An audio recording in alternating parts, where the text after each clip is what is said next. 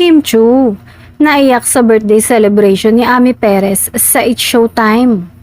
Hindi napigilan ni Kim Chu ang maging emosyonal sa espesyal na pagdiriwang ng kaarawan ng It's Showtime host na si Ami Perez nitong araw. Habang binabati ng buong Showtime family si Ami, nagbahagi si Kim ng kanyang personal na karanasan kasama ang tinaguriang Chang Ami.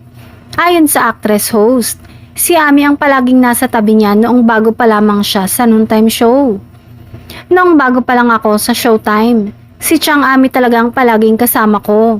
Siya ang nag-alalay sa akin at nagturo kung paano maging komportable sa stage at sa mga kasama namin. Kaya sobra po akong nagpapasalamat sa kanya. Emosyonal na pahayag ni Kim. Naluha ang Chinita Princess habang inaalala kung paano siya ginabayan ni Ami sa mga unang buwan niya bilang host. Dagdag pa niya, higit pa sa pagiging co-host si Ami dahil itinuring na rin niya itong isang ate sa industriya. Nagpasalamat din si Kim, kasama ng iba pang host, sa walang sawang pagmamahal at malasakit ni Ami, hindi lang sa kanila kundi pati na rin sa staff at viewers ng programa.